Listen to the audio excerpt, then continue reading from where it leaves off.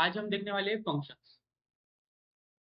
अब ये देखिए, मैं एडिशन कर रहा हूँ टू नंबर्स का। लेट सपोज मेरे पास ए है और ए की वैल्यू मैंने कुछ 12 दी, और उसके बाद फिर से एक वेरिएबल बनाया लेट बी नाम से, और फिर इसकी मैंने वैल्यू दी है, मान लीजिए 5। लिखिए मत, ध्यान दीजिए यहाँ पे। और फिर उसके बाद फिर मैं एडिशन परफॉर्म कर रहा हूँ। लेट सी के अंदर ऐड करो ए प्लस बी का वैल्यू। ठीक है, ए प्लस बी का जो भी एडिशन होगा उसकी वैल्यू किसमें ऐड करो, सी के अंदर। और फिर मुझे ये प्रिंट करो, लॉग सी।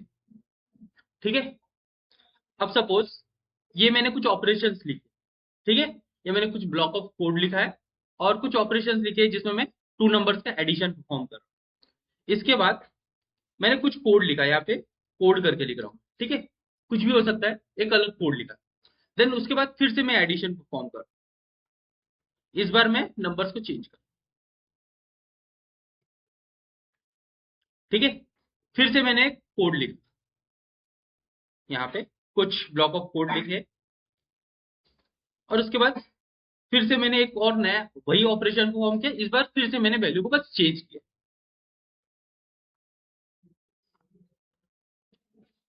सब ठीक है। अब यहाँ पे देखिए, ये ऑपरेशन, ये ऑपरेशन और ये ऑपरेशन सिमिलर है, सिमिलर है। बट मुझे हर बार बस वैल्यू को चेंज करना पड़ता है। ऑपरेशन तो सिमिलर है, सिर्फ मुझे क्या चेंज करना पड़ रहा है, वैल्यूज।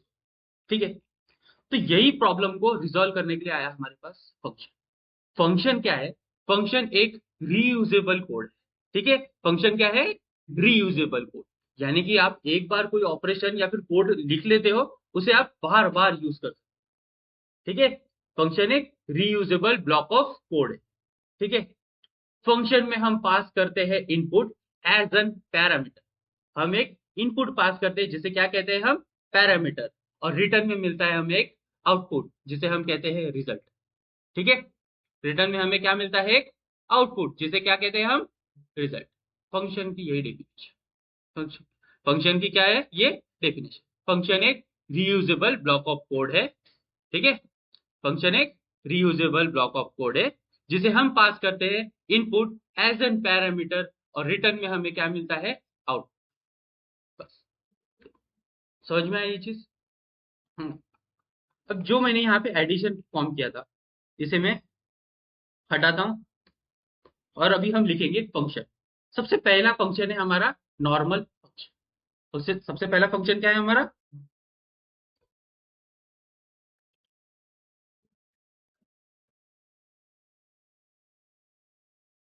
Normal function. ठीक है, सबसे पहला फंक्शन हमारा नॉर्मल। नॉर्मल फंक्शन को हम डिफाइन करते हैं फंक्शन कीवर्ड से। ठीक है, जब भी हम नॉर्मल फंक्शन बनाएंगे तो हम फंक्शन कीवर्ड का यूज करेंगे। सबसे पहले फंक्शन बनाने के लिए हम फंक्शन कीवर्ड का यूज करेंगे, और देन फिर फंक्शन का नेम लिखेंगे, ये फंक्शन है किसके लिए। जैसे कि मैं लिखता हूँ एडिशन के लिए, ये मेरा फंक्शन। और उसके बाद पैरेंथेसिस। ठीक है, इसमें पास करते हैं हम एज एन पैरामीटर। इसमें क्या पास करते हैं हम, पैरामीटर। जैसे कि मैं दो वैल्यूज को पास, दो वेरिएबल्स को पास कर रहा हूँ, जैसे ए एंड बी। ठीक है, देन फिर इसके बाद आप देते हैं करली ब्रेसेस। ठीक है, करली ब्रेसेस। ये करली ब्रेसेस क्या है, ये इस फंक्शन का, ये जो फंक्शन का नेम है ऐड फंक्शन का, ये स्कोप। ठीक है, ये क्या है, स्कोप। यानी कि इस फंक्शन के अंदर जो कोड भी मैं लिख, जो भी ब्लॉक ऑफ कोड में एग्जीक्यूट करूंगा, लिखूंगा, ये किसके लिए रहेगा, इस ऐड फंक्शन के लिए। समझ में? यहां पे मैं लिखता हूं लेट सी। ठीक है, let C equals to A plus, यानी ए प्लस बी की वैल्यू किसमें सेट करो, सी में। ठीक है, यही चीज हमने लिखी थी वहां पे भी। और उसके बाद रिटर्न करो, रिटर्न करो किसे, सी। बस, ये बन चुका है हमारा रीयूजेबल ब्लॉक ऑफ। समझ में आई ये चीज ना? इस फंक्शन को कॉल करने के लिए हम यूज करते हैं फंक्शन का नेम, फंक्शन का नेम, देन फिर पैरेंथेसिस, और यहाँ पे हम पास करते हैं वैल्यू जिसे हम कहते हैं आर्ग्यूमेंट। इसे क्या कहते हैं हम, आर्ग्यूमेंट। तो जैसे कि मैं दो आर्ग्यूमेंट पास करता हूँ, 12 और 5, ठीक है, 12 और 5। तो ये 12 कहा जाएगा इस ए के पास, तो ए की वैल्यू क्या होगी हमारे पास, बी की वैल्यू क्या हो गई। अब दोनों का ही एडिशन परफॉर्म किया किसके अंदर, सी के, और सी को मैंने क्या किया, रिटर्न। अब ये रिटर्न लगाने की जरूरत क्या है, यहाँ पे मैं अगर डायरेक्ट कंसोल डॉट लॉग लगाऊं, सी की वैल्यू को प्रिंट करूं तो मैं कर सकता हूं, बट रिटर्न हम इसलिए लगाते हैं कि इस ब्लॉक ऑफ कोड के बाहर मुझे अगर कोई वैल्यू चाहिए तो हम लगाते हैं रिटर्न, ठीक है, समझ में आया ये चीज। अब जब रिटर्न लगाएंगे तो सी की वैल्यू कहाँ जाएंगी, स्कोप के बाहर, स्कोप के बाहर यानी कि इस ऐड फंक्शन के पास, ठीक है। तो इस ऐड फंक्शन को मैं क्या करता हूं, इस ऐड फंक्शन को लिखता हूं मैं कंसोल डॉट लॉग के, ठीक है, इस तरह से। तो इस तरीके से भी लिख सकता हूं, या फिर लेट रिजल्ट नाम का एक फंक्शन वेरिएबल बना के देन इसे लिख सकता हूं, और जो कुछ भी इस फंक्शन के अंदर आएगा इसे मैं लॉग कर सकता, रिजल्ट। समझ में आई ये चीज, समझ में आया ये कोड, समझ में आया। अब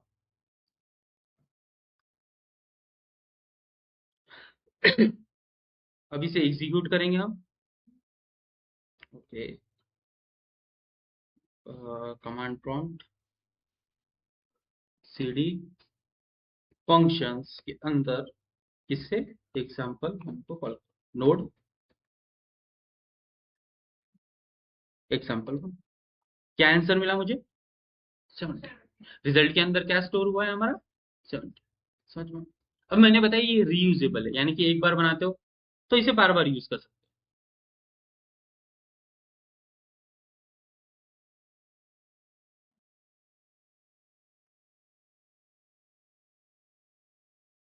इस बार मैं रिजल्ट के अंदर नहीं ले रहा हूं इसे, इसे डायरेक्ट कंसोल पे लिख रहा हूं, ठीक है। और इस बार वैल्यू को चेंज कर देता हूं, क्या वैल्यू चेंज कर दूं, 17 प्लस 15, ओके। फिर से यही चीज कर रहा हूं, इस बार चेंज 22 और 20, और इसे फिर से एग्जीक्यूट, यू कैन चेक, सारे ही इसका एडिशन फॉर्म मिल रहा है मुझे, हर बार सिर्फ मैंने क्या चेंज की है, समझ में आई ये चीज, इसे ही कहते हैं हम फंक्शन, समझ में आया? तो पहला फंक्शन हमारा कौन सा है, नॉर्मल फंक्शन, समझ में आई ये चीज।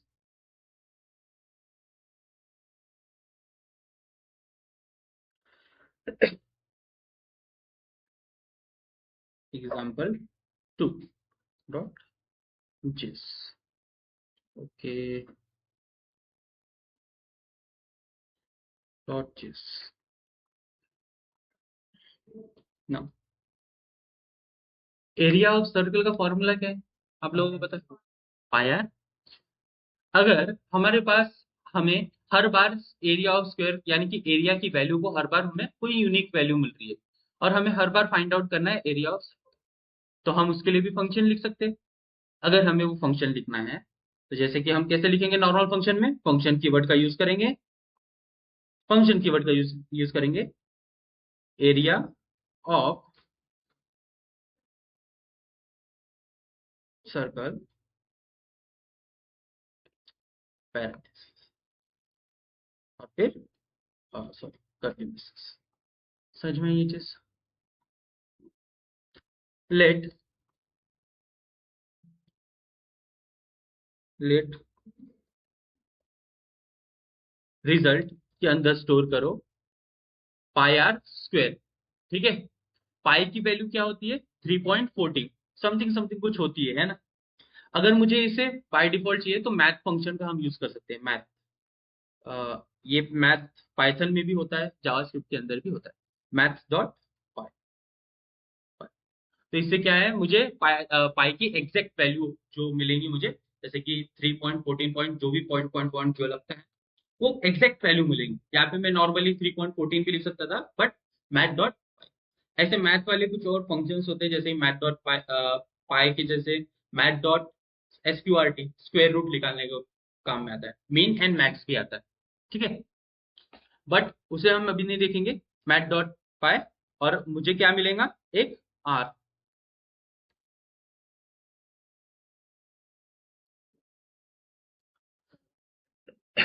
हाँ, पैरामीटर आर ले लेंगे, एक आर, ठीक है, आर, देन फिर ठीक है, यहाँ पे मैं डबल स्टार लगा के टू भी लिख सकता हूँ, या फिर डायरेक्ट आर भी लिखूंगा तो भी हो ही जाए। समझ में आया ये चीज? अगर मैं इस तरह से डबल लूंगा, डबल लिखूंगा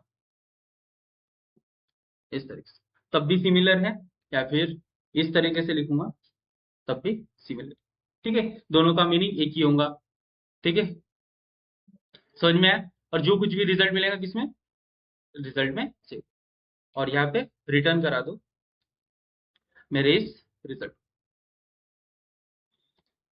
समझ में आई ये चीज?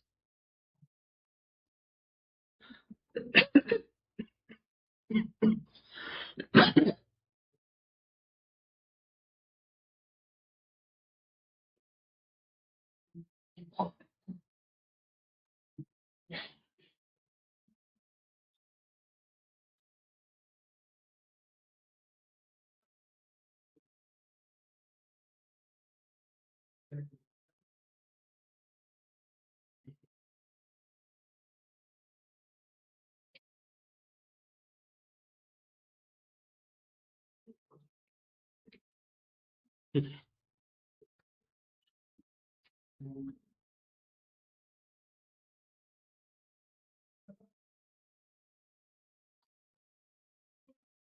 है, फर्स्ट टाइम मैंने एरिया ऑफ सर्कल की वैल्यू क्या पास की मैंने, 24, और जो भी रिजल्ट आएगा इसे मुझे लॉग पे प्रिंट करना है, तो मैं इसे लॉग के अंदर लिख देता हूँ। इसे मैं न्यू वेरिएबल के अंदर भी ले सकता था, लेकिन मैंने डायरेक्ट कंसोल डॉट लॉग पे रखा। अगर मैं इसे एग्जीक्यूट करूं,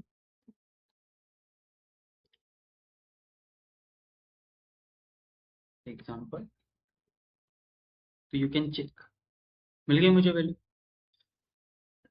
इसे लिखो, सबसे पहले फर्स्ट नॉर्मल फंक्शन, ठीक है,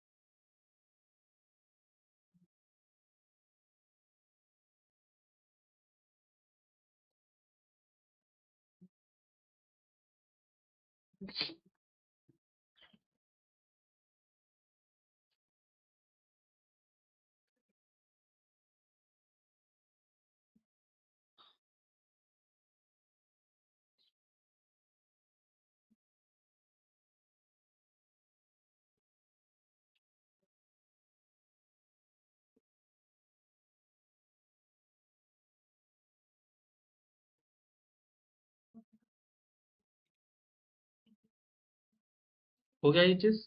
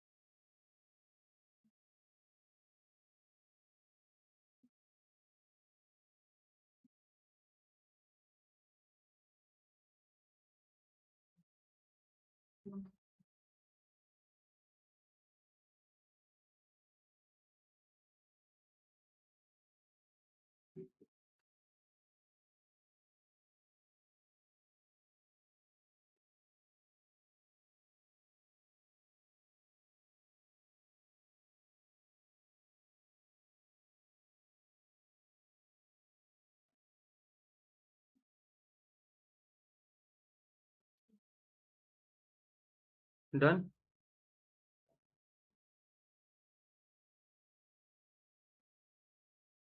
ये भी हो गया।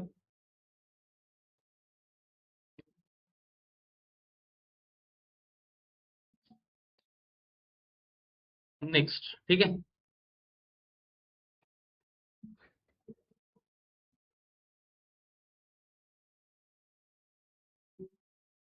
एग्जाम्पल 3 डॉट,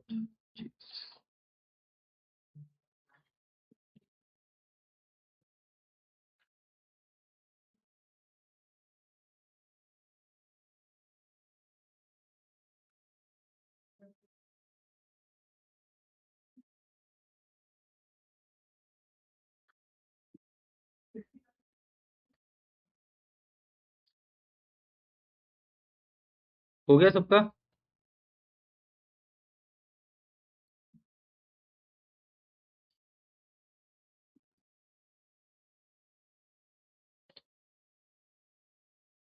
ना।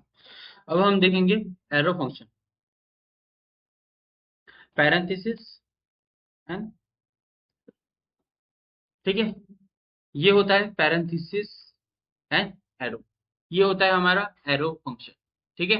ये होता है हमारा एरो फंक्शन, जिसमें आपको सबसे पहले एरो में नाम देने की जरूरत नहीं होती, बट इसके बाद आप दे सकते हैं parentheses। ये चीज होता है हमारा एरो फंक्शन। इसमें वही चीज मैं लिख रहा हूँ जो नॉर्मल फंक्शन में लिखा था। क्या लिखा था मैंने? ए प्लस बी की एडिशन। जैसे कि मैं ए ले रखा हूँ और सेकेंड वेरिएबल क्या रहेगा मेरा? B. Let C equals to A plus B की वैल्यू, और रिटर्न में करो।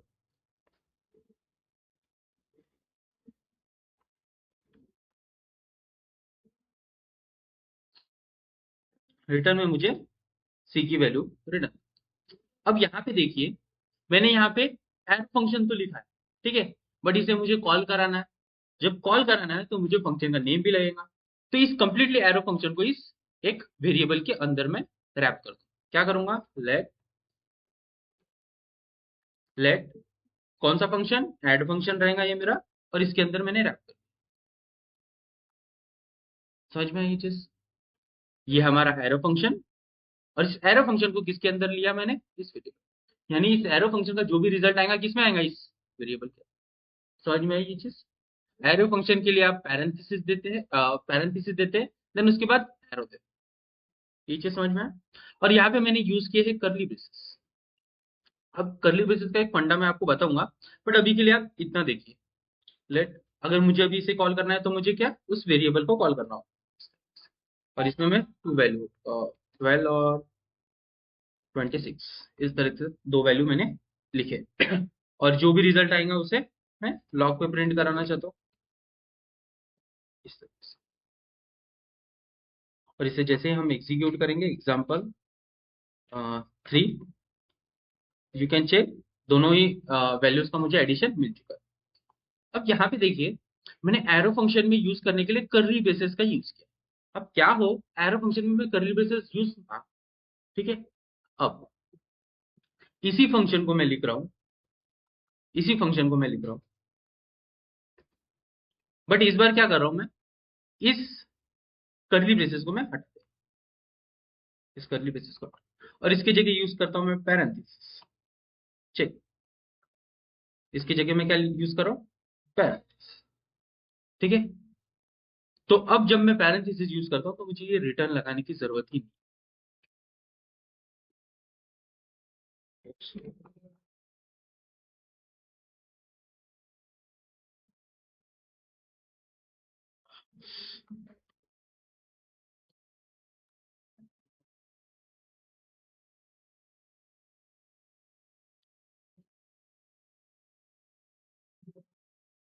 इस तरीके से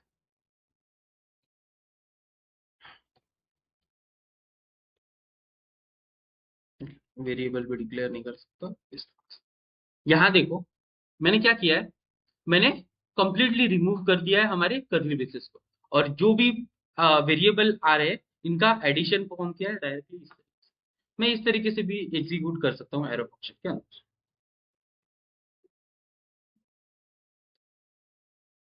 वही आंसर आया हमारा। चेक, अगर मैं इस पैरेंथेसिस को भी हटा दूं तब भी हमारा कोड एग्जीक्यूट। देखो 30, समझ में आया? एरो फंक्शन हमारा शॉर्ट सिंटैक्स है फंक्शन का, ठीक है। अगर हमें रिटर्न, अगर हमारे पास कर्ली ब्रेसेस नहीं है तो हमें रिटर्न लगाने की जरूरत ही नहीं, ठीक है। जब हमारे पास कर्ली ब्रेसेस होता है तब हमें रिटर्न लगाना होता है। ये चीज ध्यान रखना, ठीक है। क्योंकि हम जब रिएक्ट वगैरह भी पढ़ेंगे तो हम एरो फंक्शन को जब भी यूज करेंगे तब हम रिटर्न कीवर्ड का यूज नहीं करेंगे। अगर हम कर्ली ब्रेसेस लगाते हैं तो हमें रिटर्न कीवर्ड मैंडेटरी हो जाता है। लेकिन यहाँ पे अभी मुझे अगर इस वैल्यू को रिटर्न कराना है, यानी कि इस वैल्यू का आउटपुट मुझे इस ऐड फंक्शन के बाहर चाहिए, तो मैं मुझे एरो फंक्शन में कर्ली ब्रेसेस लगाने की जरूरत नहीं। तो ये शॉर्ट सिंटैक्स है एरो फंक्शन। समझ में आई चीज?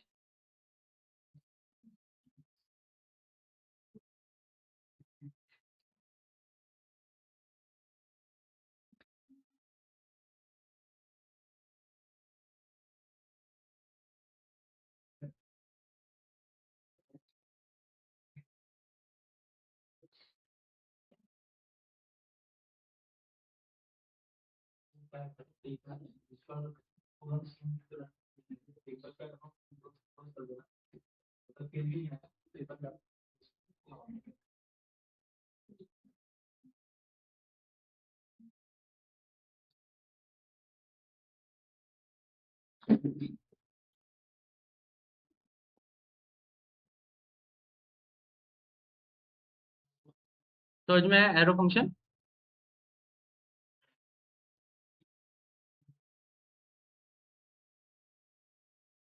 एग्जाम्पल 4 डॉट चीज।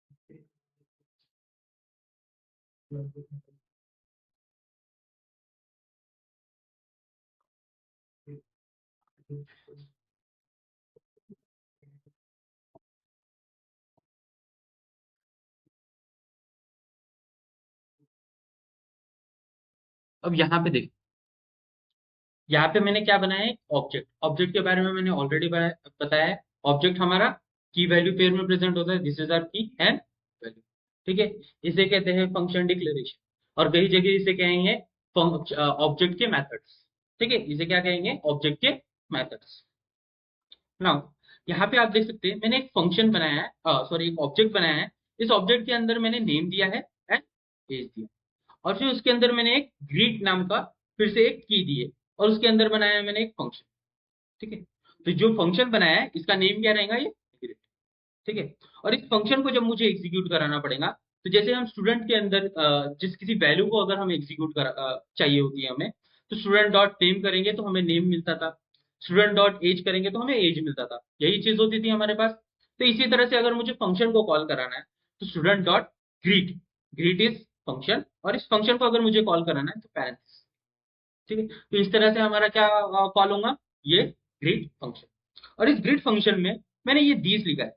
दिस, दिस कीवर्ड क्या है, दिस एक ऑब्जेक्ट की तरह काम करता है, और ये अपनी जो वैल्यू होता है वो अपने स्कोप से लेता है। इसका स्कोप क्या है, इस फंक्शन का स्कोप क्या है, इस फंक्शन का स्कोप है यहां से लेके, इसके स्कोप में अगर मेरे पास नेम की वैल्यू प्रेजेंट है तो ये मुझे रिटर्न करेगा नेम की वैल्यू। तो ये दिस डॉट नेम क्या है, ये नेम की रिफर करेगा इस नेम से। ठीक है, समझ में आया। तो इस ऑब्जेक्ट का जो स्कोप है वो क्या हुआ है, अभी यहां से लेके यहां तक। पहले क्या था, अगर हम फंक्शन लिखते थे तो स्कोप होता था यहां से लेके यहां तक, बट अगर आपने इसे ऑब्जेक्ट के अंदर लिखा है तो इस ऑब्जेक्ट इस फंक्शन का स्कोप कहां से रहेगा, यहां से लेके। समझ में आई ये चीज। हाँ, दिस कीवर्ड क्या करेगा, अगर उसके स्कोप के अंदर नेम की वैल्यू प्रेजेंट है, दिस डॉट नेम, तो हमें रिटर्न करेगा नेम की वैल्यू, जैसे कि यहाँ पे कुणाल। ठीक है, ये चीज समझ में। तो नॉर्मल फंक्शन में क्या होता है, नॉर्मल फंक्शन में अगर खुद के स्कोप में दिस की वैल्यू प्रेजेंट है तो रिटर्न करेगा दिस की वैल्यू। ठीक है, बट यही चीज अगर हम रिटर्न करेंगे एरो फंक्शन के साथ तो ये चीज नहीं होगी। मैं डिफरेंस समझा रहा हूं आप लोगों को। नॉर्मल फंक्शन में क्या होता है, जब भी हम दिस की वैल्यू को कॉल करेंगे, अगर उसके स्कोप के अंदर, उसके खुद के स्कोप के अंदर दिस की वैल्यू प्रेजेंट है तो हमें रिटर्न करेगा दिस की, अदरवाइज नहीं रिटर्न। बट एरो फंक्शन में ये चीज, एरो फंक्शन में वो अपने पेरेंट से दिस की वैल्यू को लेता है, ये डिफरेंस। ठीक है, यहाँ पे अब देखिए, इस फंक्शन को मुझे कॉल करना था, तो मैंने student dot greet, greet is a function, और इसे कॉल करने के लिए मैंने यहाँ पे पैरेंथेसिस दिया, और जैसे ही मैं इसे एग्जीक्यूट करूंगा तो मुझे रिटर्न में क्या मिलेगा, पुनः, क्योंकि वैल्यू क्या है, पुनः। ये चीज समझ में आई सबको, ये चीज समझ में आई। नॉर्मल फंक्शन अपने खुद के स्कोप से दिस की वैल्यू को रेफर करता है, ये चीज ध्यान रखो। अब यही चीज मैं एरो फंक्शन के साथ करूं। इसे कमेंट आउट कर रहा हूं मैं। ठीक है, और इस नॉर्मल फंक्शन की जगह मैं क्या यूज करूंगा, एरो फंक्शन। ये चीज हो गया, बन गया मेरा जस्ट पैरेंथेसिस एंड एरो, हो गया। और फिर मैं इसे फिर से एग्जीक्यूट करूं, you can check undefined, you can check undefined, undefined. Arrow function अपने पेरेंट से दिस की वैल्यू लेता है, अपने खुद के स्कोप से दिस की वैल्यू, ये डिफरेंस है। ठीक है, अब पेरेंट से दिस की वैल्यू लेना मतलब क्या है, अगर इसका पेरेंट कोई दूसरा फंक्शन होता तो वो उससे दिस की वैल्यू को रेफर कर सकता। एग्जाम्पल, इंटरव्यू में ये चीज पूछे जाते हैं।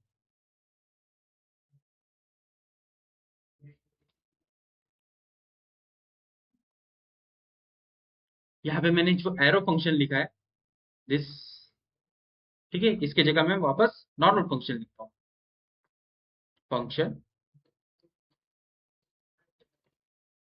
इस तरीके से, और इसी के अंदर मैं लिखूंगा लेट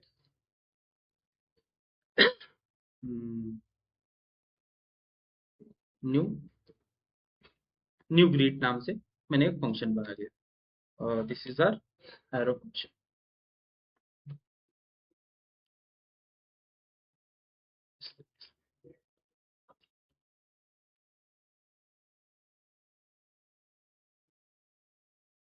और इस फंक्शन को अगर मुझे कॉल कराना है, न्यू फंक्शन को, तो मैं बाहर नहीं कर सकता, इसी फंक्शन के अंदर मुझे यहाँ पे कॉल करना होगा।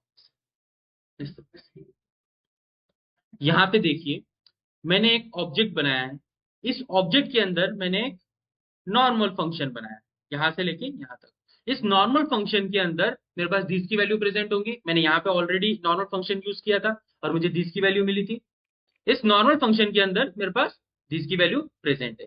फिर उसके बाद मैंने यहाँ पे उसी फंक्शन के अंदर एक और फंक्शन बनाया है जिसका नाम क्या रखा है मैंने, न्यू ग्रीक। ठीक है, और ये हमारा क्या है, एक arrow function.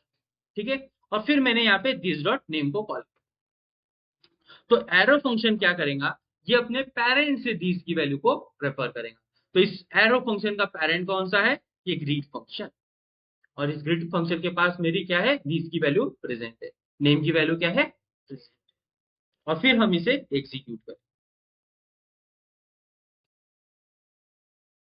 You can check पुनः।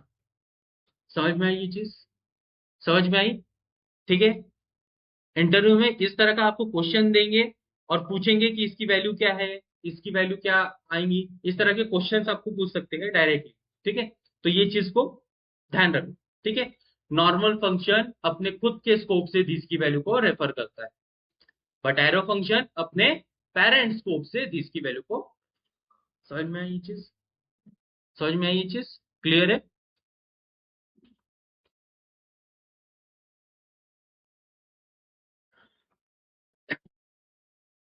ठीक है, जल्दी से इसे लिख लो, देन फिर हम नेक्स्ट ये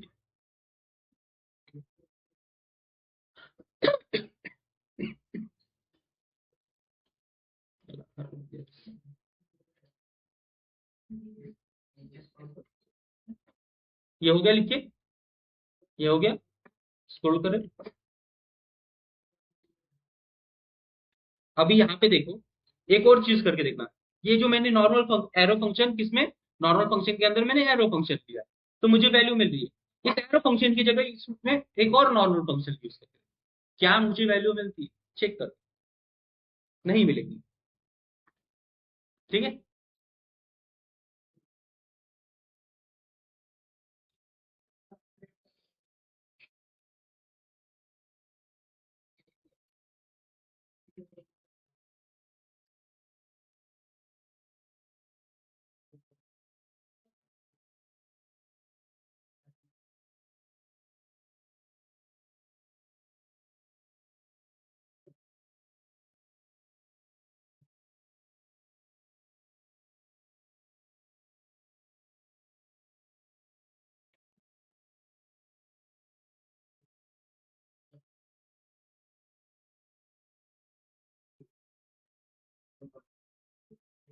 ये डिफरेंस है दोनों फंक्शंस के बीच, नॉर्मल फंक्शन और एरो फंक्शन के बीच में अगर डिफरेंस पूछा है।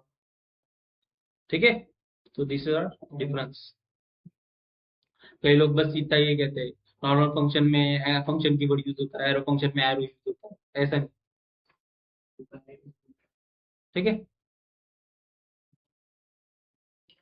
अगर वैसे तो पूछेंगे नहीं, अगर आपको दिस का टाइप पूछेगा कि टाइप ऑफ दिस, तो दिस का जो टाइप होता है वो होता है आपका विंडो ऑब्जेक्ट। ठीक है, विंडो ऑब्जेक्ट। अगर आप इसे यहाँ पे अगर रन करेंगे, यहाँ पे कंसोल डॉट लॉग दिस लिखेंगे, टाइप ऑफ दिस लिखेंगे, तो आपको ऑब्जेक्ट देखने के लिए मिलेगा। बट रियल में होता है दिस का टाइप विंडो ऑब्जेक्ट।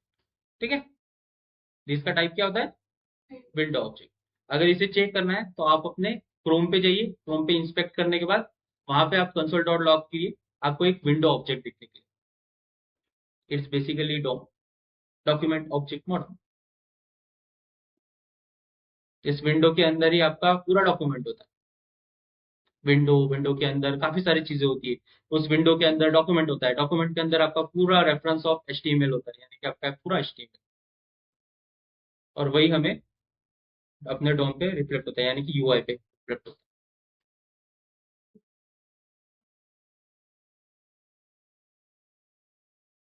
इंटरनली तो बहुत सारी चीजें होती है, बट उतनी चीजें नहीं पूछेंगे आपको, ना डीप।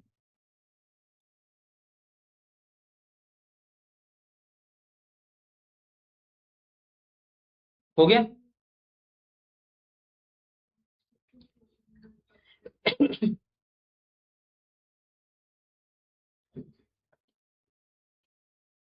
ऑनलाइन कौन कौन है, प्रणय आपको समझ में आया, प्रणय।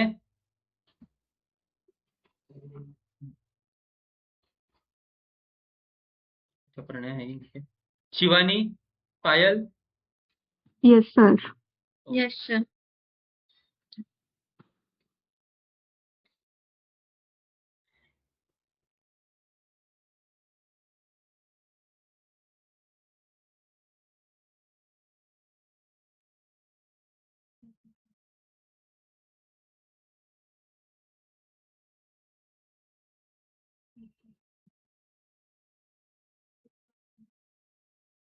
एक टॉपिक, वन मोर टॉपिक।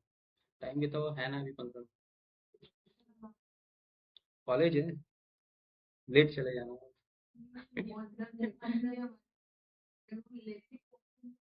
और ठीक है, मैं बता देता हूँ। हो गया क्या आप लोगों का?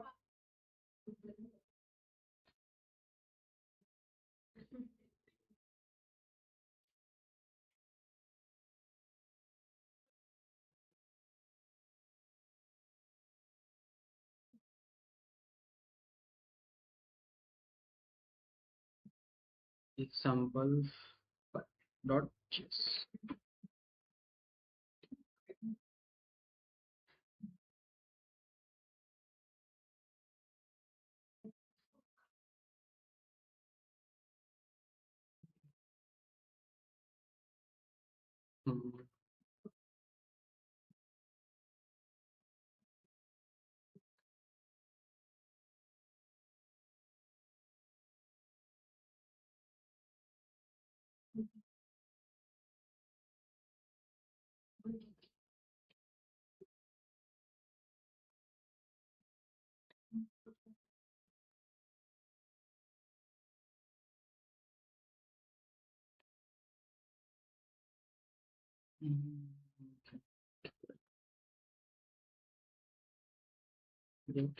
वैल्यू।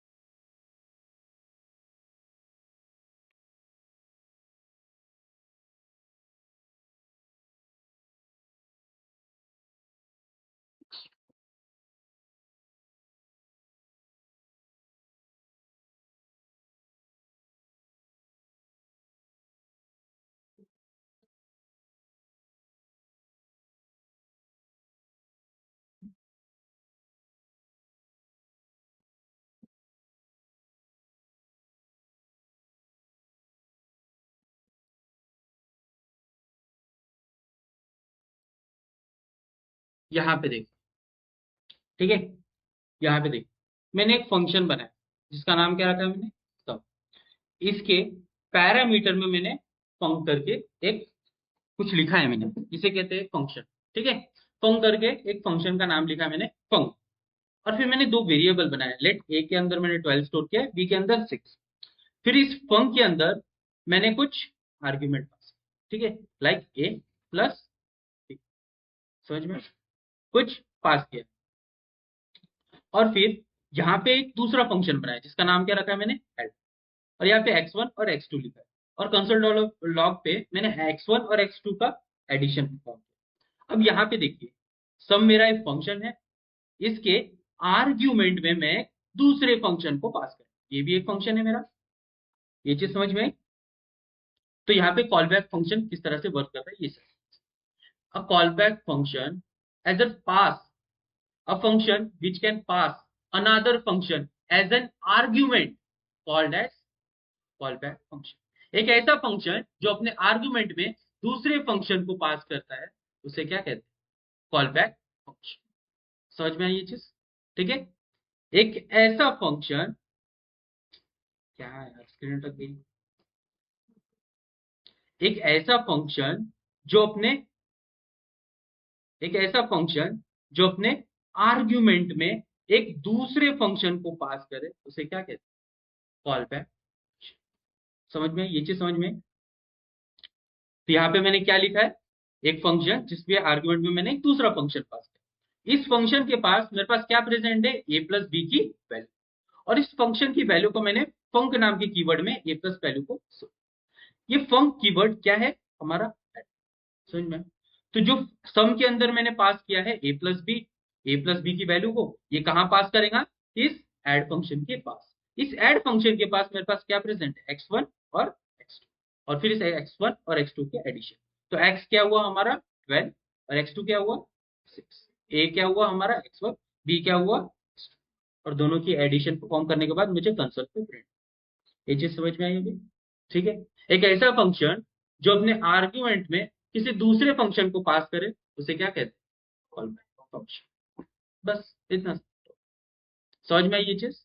आज हमने फंक्शंस देखा, एरो फंक्शन देखा, ऑब्जेक्ट के मेथड्स बोल सकते हो आप इसे, ऑब्जेक्ट के मेथड्स देखे हमने, और this is our call back function. Call back function में आगे हम और भी देखेंगे, बट अभी के लिए हम इतना समझ